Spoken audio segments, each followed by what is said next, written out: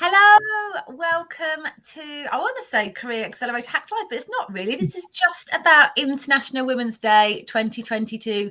So thank you all for joining. As you can see, I've not got one guest, I've got four. I'm so excited to have us all in one place. These women have been my absolute rock for the last 2 years. I'm going to tell you a little bit more about how we met soon. But yeah, thank you. I tell you what would be nice before I go into my International Women's Day spiel, is to do a quick intro and hello from everyone. But also, I wanted you to use this opportunity to share, connect, ask us any questions, come and jump on. We want this to be as interactive as possible. So, welcome. Who do I go to first? Leisha, you're up. Thank you so much for having me, and I have been on your Career Accelerator Hacks before, so thank you for having me back on. For those who don't follow me, I am Leisha Holmes and I run Key Recruitment, which is recruiting for the recruitment industry. I've actually been in the recruitment sector since '98, and then after the birth of my first daughter, when she was just about to turn 1, there was no such thing as flexible working at the time. I set up Key Recruitment, so we're in our 17th year. And huge advocate for anything that raises up other women and just raises up human beings, to be honest with you. I run a podcast, and I think all of you know, Liz hasn't been on it yet. Bin's due to come on it. Wendy's been on it. Sally's been on it. The Recruiters Recruitment Podcast, which broadcasts globally for thought leadership across our industry. And I am a solo parent to 2 teenage women. So days like this are just hugely personally important to me as well. So thank you for joining me on my network. Come and say hello, come and connect. I'll always connect to people. Oh, thanks, Leisha. That was great. Thank you. And over to you, Bin.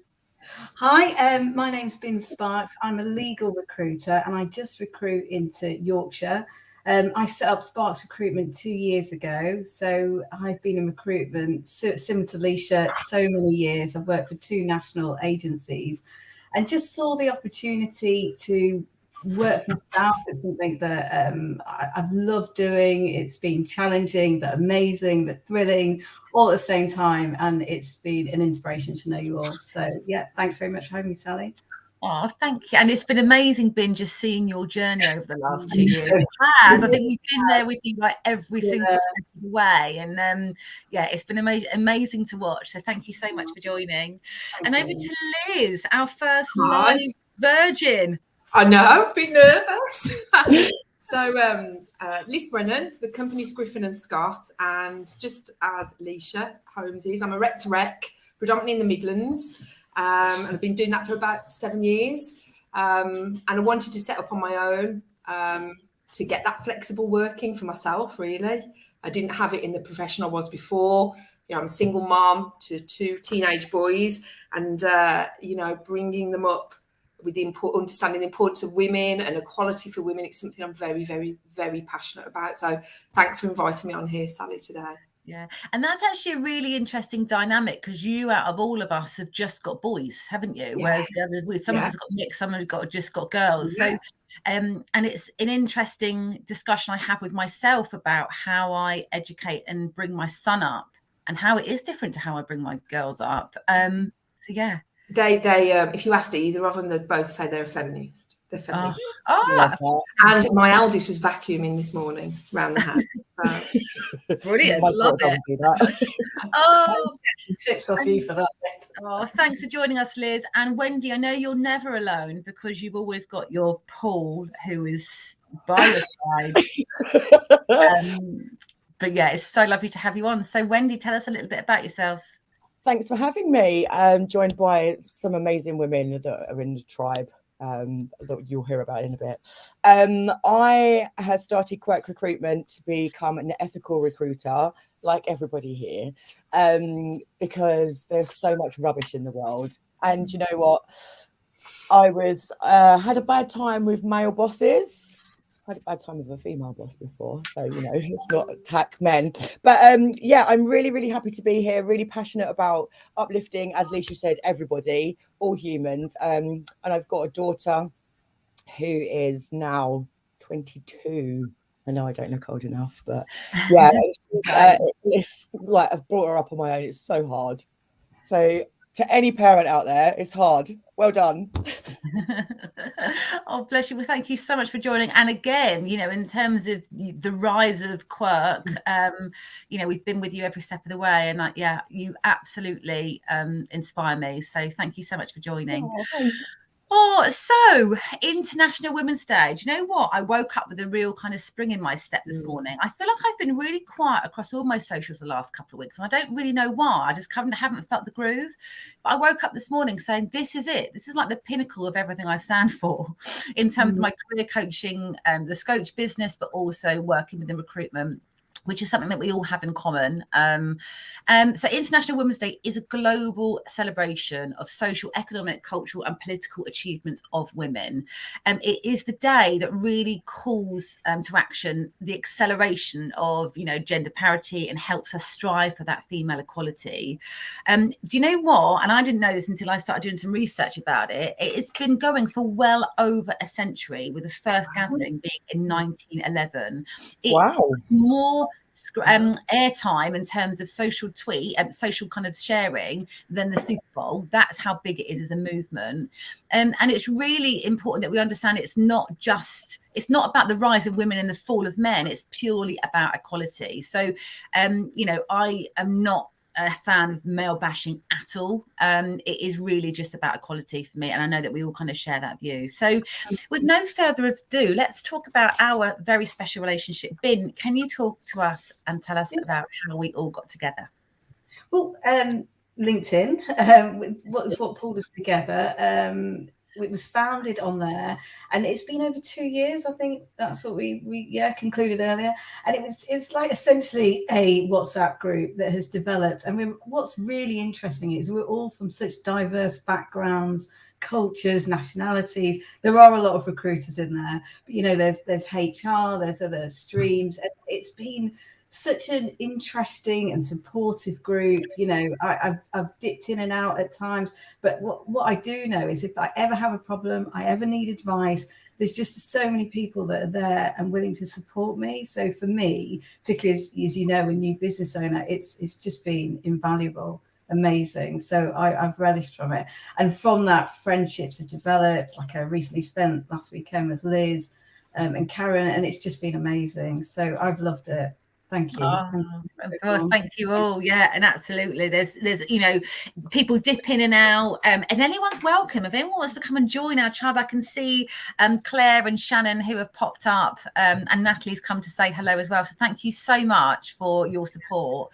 So let's kick this off with talking about some of the, you know, challenges women can face in the workplace. And Wendy, I don't know, you know, being the ethical recruiter amongst us. And actually, you said earlier, you know, we're all ethical recruiters. I think we are. But what I love about Quirk is that was your, you know, that was your line from the beginning. That is what you set your stall out to be. And it absolutely has prevailed. So talk to us about being an ethical recruiter, and talk to us about some of the challenges you see for women in the workplace, and some maybe you've experienced yourself. Oh, wow. So I started Quirk because I had a really toxic relationship with my boss. And just as COVID started, brilliantly, I got furloughed so that I could have some time off because I was burnt out. I was not in a very good place. And then halfway through the year, my boss said to me, I'm not going to pay your furlough anymore. So I had to get a new job. I went to work for this guy who employed me for, you know, I'm doing good billing, I'm a good person, I've done this for so many years. And then he sacked me after, I don't know, 2 months because I wasn't doing things the way he wanted me to do them. So he basically wanted me to unlearn everything that I've learned and then do it his way. Well, it doesn't work like that. So he sacked me and I was devastated. Do you remember that day? Yeah. Absolutely devastated. And the same day I decided to start Quirk. And many reasons I'm ethical. Look, finding a new job is one of the most stressful things in the world. You don't need somebody you don't know telling you how to do things, ghosting you, like giving you the wrong advice, making you feel like crap. You already feel like crap. It's hard enough as it is, especially during the pandemic. Like loads of people have been made redundant, so it's already stressful enough. You haven't got a job. There are so many people doing things out there that they shouldn't do. And it was just, I wanted to be an advocate for those people, because I just know how important it is. Just treat people with love and respect. It's not difficult. Mm-hmm. Yeah, I absolutely love that. And that segues me perfectly into Liz, who what I've loved about your content recently, Liz, is I feel like you're like the voice of the people. You know, you're telling us. I genuinely feel like that. Like, and if anyone doesn't follow Liz, please follow her immediately, like a ray of sunshine that comes onto our screens. But you know, talk to me about the horror stories that your candidates come to you with, and bearing in mind this is within our industry, right? This is within the recruitment industry.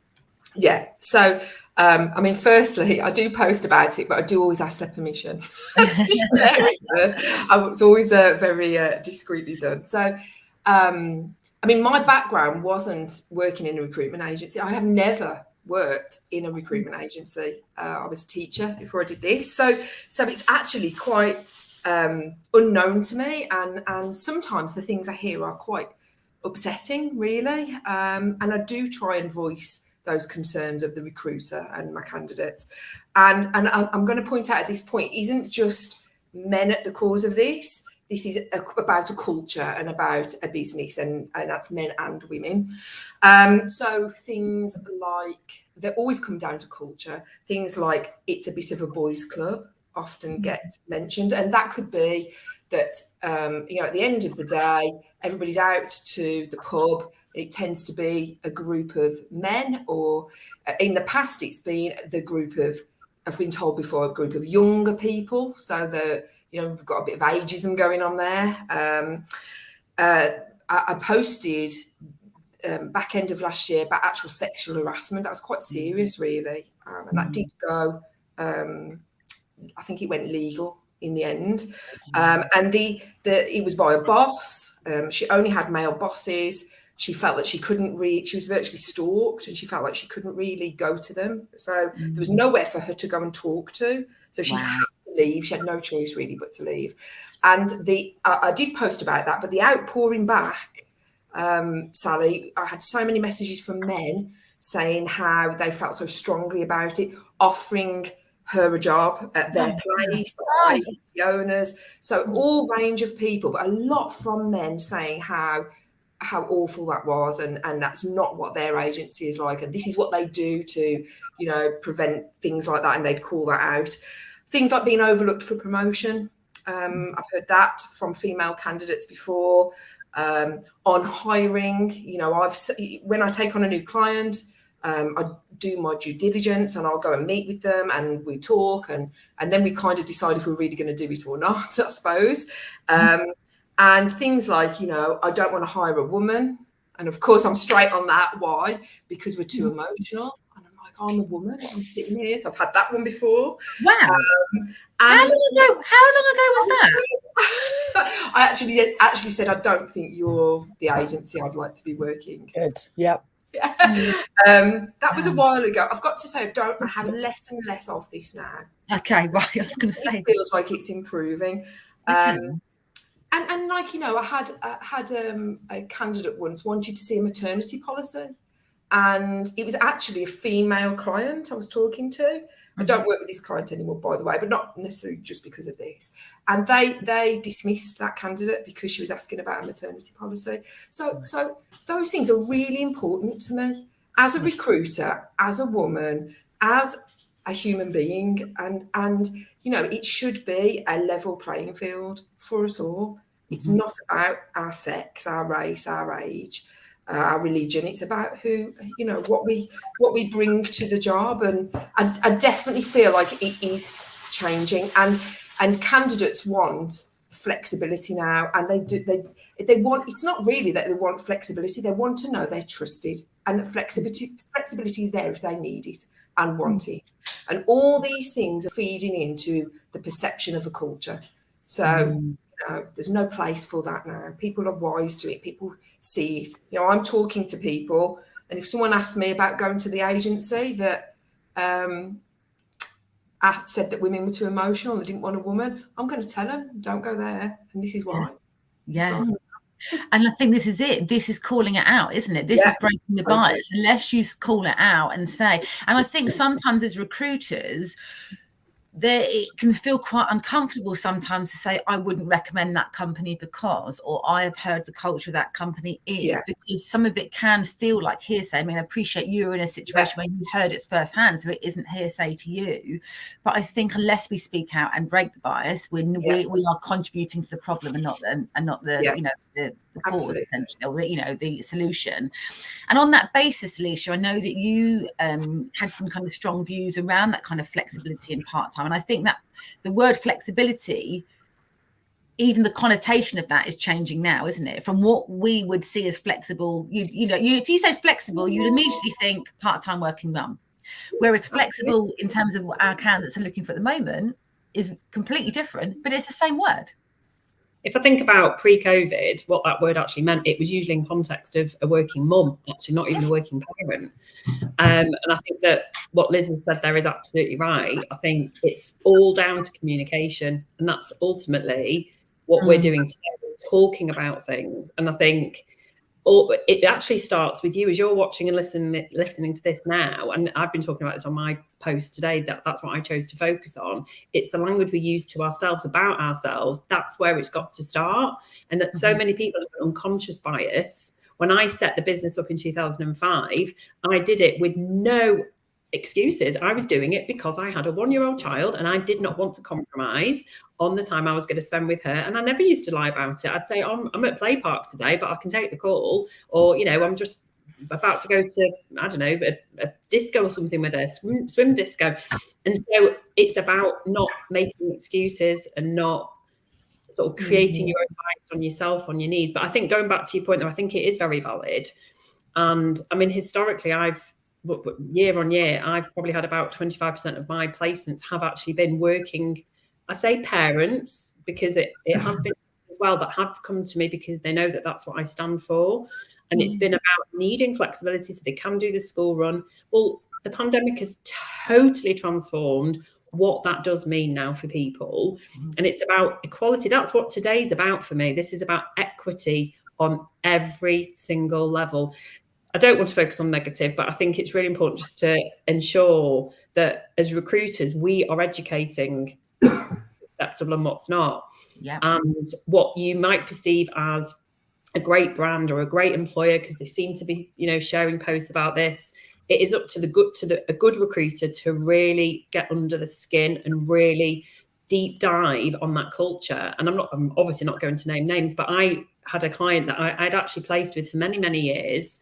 And then over recent years, I became more despondent about their culture. I was a bit unsure whether there was a bit of a contradiction going on. And in fact, Shannon might be typing away going, oh my God, I can't believe you're about to share this story. We would put forward really exceptional recruiters, all female. We realised there was a correlation, all female, and he would say no each time. And we don't understand why in a candidate short market. Wow. And then we realised that this correlation was directly related to their age. They were all childbearing. Well, we're all childbearing from periods starting at 12 or 13, but they were all women in relationships that had not yet had children. That's the correlation we worked out. Wow. We called him out on it. And he said, we're quite a small business. Half the business are females, and they've all at one point or another gone on maternity leave. And given what we've gone through, we don't want to be paying out maternity cover. And we just went, we can't represent you. That's not what our brand is about. That's absolutely ridiculous that you're going to basically be prejudiced. So I think we've still got that has been in the last 12 months. We've got a long way to go as an industry still. Yeah. For me, the reason that equity in this conversation, why it's just as important for men to look around and raise each other up, is because if we can push back boundaries on expectation, it's going to benefit everybody.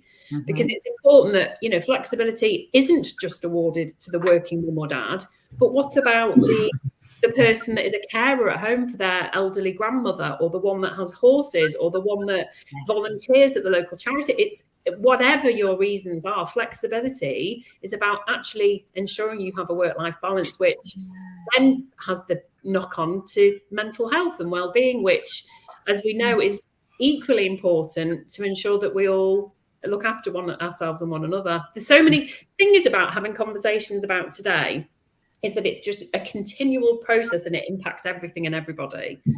And the reason we're even having a conversation on International Women's Day is because we've still got such a long way to go.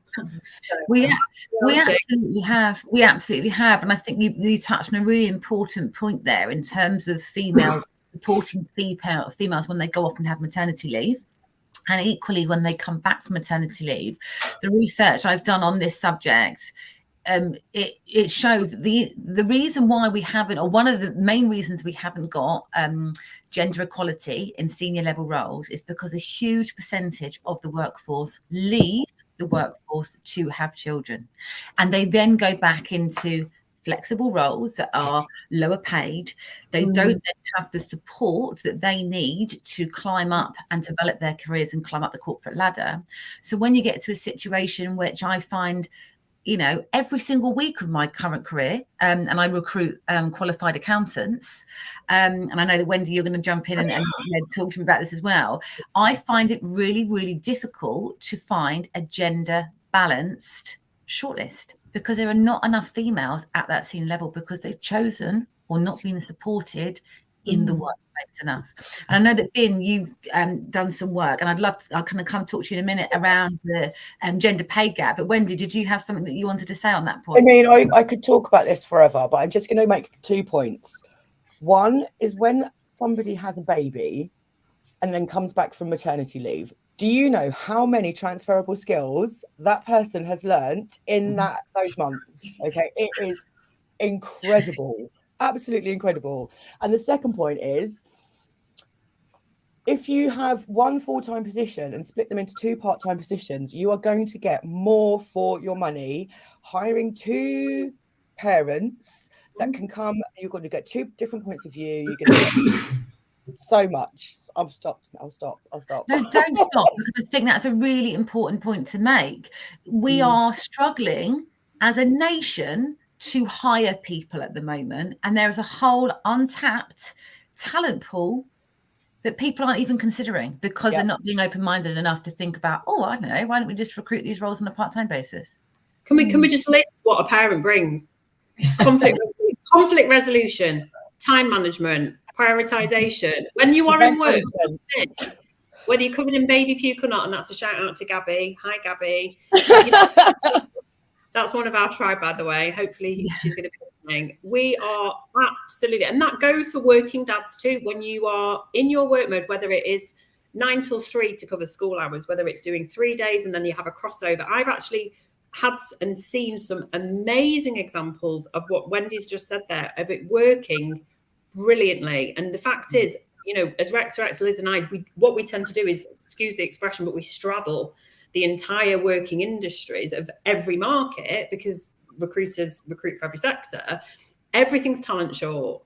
So if you're an employer watching this and you're struggling to fill your logistics role, your accounting role, your marketing role, whatever it is, trust me, this is the only way to be. And let's talk about diversity and inclusion. You have got to include 50% of the population are females, and a large percentage of those are going to at some point go and have a child and have to bloody compromise. Why should they have to? I'm still Leisha. Yes, I'm Izzy and Lilia's mum. Of course it's my most important job, but I'm still Leisha. And what you get out of me in those working hours, trust me, I've got a point to prove. And you mustn't forget as well, kids cost a fortune. You're going to be very motivated. You won't need to think what they are. Yeah, absolutely. So, Ben, talk to us about the work that you've been doing and the research you've been doing around the gender parity. Yeah, so I mean, the biggest thing I always get is from female lawyers coming to me saying, once I've had a baby, I've gone back and it's not the same. I must hear that sentence weekly, daily, over and over. And sorry, a bit of a freezer. And so there is obviously a lack of understanding and flexibility for the women returning after mat leave. But what I think that, sorry to go on a slight tangent, what really brought to them was the flexibility to work from home. And I think some firms have started to embrace it, and that's been a brilliant thing. that's been fantastic for female sisters. They can work from home, they can juggle all the childcare and then go back. So that's been a really positive thing. I'm really pleased about that. But what I did find when I've done loads of research is that during the pandemic, loads and loads of firms did not publish the difference in the gender pay gap because it's so, particularly all the Magic Circle firms, all the commercials, they didn't publish their results and haven't done for a number of years. And at some of them, when I looked into it, the difference could be up to 60, 70%. It's just obscene. It's just massive. Yeah. So that's really sad. And they're not publishing the results because the gap's so big. And I don't know how they'll overcome that. I don't know how that will be dealt with. Well, I think that's the next question I wanted to ask. Are you seeing any kind of movement in terms of the female lawyer workforce that are pushing to make those changes? You would think in terms of the profession that they do, that they're really well equipped to be able to have those arguments. I think if there's females at the top, I have to say that I've got some great female law firm owners. They do put those things in place and they do push those boundaries. If it's a large corporate and it's predominantly men at the top, I don't think those conversations are being had. Maybe I don't know. Yeah, that's what I found. Absolutely. Yeah, interesting. Well, thanks for sharing that, Ben. I really appreciate that. And as we get older, as we age, as a female workforce, what are the other challenges that we face, Wendy? Menopause.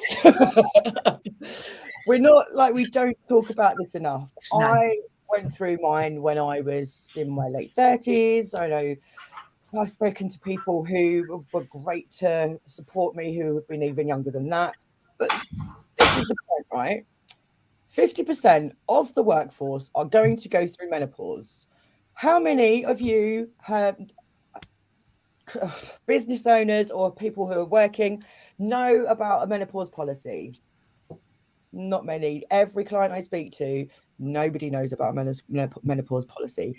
Menopause, some of the things that happen when you go through menopause make it look like you're shit at your job. Sorry for swearing. And make it look like you're rubbish. So I get brain fog.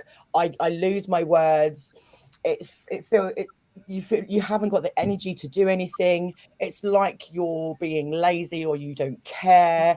Your moods are awful. Like, we need things in place to support women who are going through menopause and to support men whose women are going through menopause, because it's not easy for anybody in that situation. I know some of you are going through it as well. It's just horrible.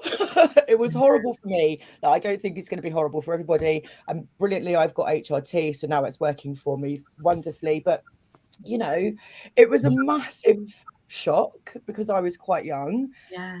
And my boss didn't handle it well at all. I was very lucky that I had a good doctor who helped me through that, and family and friends. But yeah, please, let's talk about menopause more. Half of us are going to go through it. The other half are probably going to be affected by it. Yeah. And I think that is the key, is talking about it. I know, Leisha, you are on your HRT journey at the moment. What can you share? So yeah, and I just want to applaud Wendy, because you were probably one of the first people that I was aware of that was speaking about it. And I actually want to bring something else into the conversation, which is menstruation. And menstruation affects 50% of the population. And there are women probably listening now who've had such a debilitating period that they've not been able to go to work. They've probably had to lie and say they've had a bad tummy. And we need to start breaking the stigma on all these things that physically happen to women regardless. And it does impact you in work, and it impacts your confidence. And I think we're at a pivotal point as a society where we can, through social media, make it just the norm to talk about it. And there are so many men that are supportive, and there are so many men that, want to support their women going through menopause and their daughters going through menstruation. So it is down to people like you, Wendy, that have put themselves out there. I realised I was perimenopausal back in January, and I luckily had an amazing doctor who put me straight onto HRT. So I'm now 2 months in, and the brain fog is real. I genuinely thought it was me, just maybe having too much on my plate. My level of exhaustion was just like, well, I'm obviously just getting older. I'm 47. But if you are able to, because I realise not everybody can go on HRT if you're at risk of breast cancer, for example, but if you are able to consider it, I'm telling you now, it took about, I'm keeping a diary. It took about 3 weeks for me to noticeably feel a reduction in brain fog, feel a reduction in anxiety, and the progesterone side. I'm actually sleeping without waking up covered in sweat, because night sweat is revolting. Oh, God. HRT gets you your life back. And knowing that I've done it at Perry means I'm hoping with a good diet and, I'm a firm believer that, you need to surround yourself with the right information. And there's so much information out there. Yeah. There's no reason why you can't give yourself the best opportunity to not let it impact you negatively and actually to own it and embrace it. But the only way to do that is to break the bias and start talking about this now. And if you're an employer, if you've not already looked at this policy, because I'm telling you now, I know people who've gone through it in their 20s. Yeah. Menopause happens. You don't know when it's going to happen, but it happens. So you can actually make yourself a very attractive employer by having a menopause policy. How crazy is that? Yeah, absolutely. Yep. On that basis, and just talking about the issue that we've got across and Liz, this is a question for you, the issue that we've got around hiring at the moment. What changes can employers make to make their environments, their cultures better, and their, the places of work better and more attractive to people who are out there on the market? Was that to me? Sorry, I missed you. No, sorry. No, that was to Liz. Sorry, yeah. Okay. Obviously, show that flexibility, that trust. Yeah. Culture's a hard thing to define, isn't it? And I think that if you can, that comes from the top and the leadership in a business. And, just coming back to the point that you've just been making, how many women feel that they can go to their boss and say, I'm really struggling with the menopause right now, or I'm having a problem with my periods. I just wanted to let you know I'm going to go see a doctor. I imagine not very many. Yeah. And it's having that support, having somebody you can go and, talk to, who can support you as a woman in the business, and that you feel that you're just as valued. All those things are really, really important, and that shows in your culture. And I'd say the number one thing really people are looking for right now, over commission, over salary. Obviously those things are important, but it's culture that trumps every time. Mm-hmm. And having that culture of trust is the first step in that. And I think one of the problems we've got, and I think going back to what Ben was saying about some of the clients not having conversations with her, we haven't got enough women at the top. No. So a lot of the agencies I work with are, I'm dealing with the owner of the business, and this is quite shocking, but I tried to work it out, and I'd say I only have about 10% who are female clients that I'm talking to. So straight away, get some more women right at the top of those businesses. That would be a start, wouldn't it? I think it would be a start, because I think the whole argument around diversity is if you have a more diverse workforce, whether gender's one very small part of diversity, the business is going to be more successful. Yeah. And the stats show it time and time and time again. So if you're not diverse, or you're not trying to do something to improve the diversity of your workforce, you are going to be left behind. I think that is. I had someone recently, they were doing some research on, it wasn't one of my clients, they were talking about another agency they were interviewing at, and they researched exactly that, and they chose not to go forward because it wasn't diverse enough. And that's across full diversity, all of it, race, age, sex, the lot. So that's definitely now, and they're new conversations I'm having with recruiters, so that is definitely becoming more of a priority. Yeah. And at the other end of the spectrum, if you think about from an investment point of view, businesses who are more diverse and who have got their ESG together are the ones who are being invested in. And so it's like, you know, it's this kind of sandwich in the middle, isn't it? You've got to tackle it from both, you know, it's the leading and lagging impact that you can have by having a more diverse workforce. So yeah, interesting. Just do the right thing, and then it's just easy. Just do the right thing. And that's it. Going back to being ethical, absolutely. I think this is what this, you know, all encompasses, isn't it? Just talking before we wrap up, because I know that we could talk about this all afternoon, but we can't. Before we wrap up, Wendy and Alicia, you have got children who are older. In fact, Liz, yours are, I think we're anyway, but you're definitely the eldest. What challenges, and I know, Alicia, you do a lot of work in terms of that kind of grassroots recruitment, which is what we're all now trying to focus on, because we need to encourage people into any industry at that kind of school age. What can we do? What challenges they face, and what can we do to make an impact? I don't know who wants to go first. Well, I'll go first because it follows on very nicely from what Liz has just been talking about. My eldest daughter is 17, so she's in fact, she has left college to pursue a career as a tattoo artist, and I've got a replacement doing that. So she's kind of caught between a rock and a hard place because she's technically not allowed to work, but anyway. And then my youngest is in the 4th year of secondary school.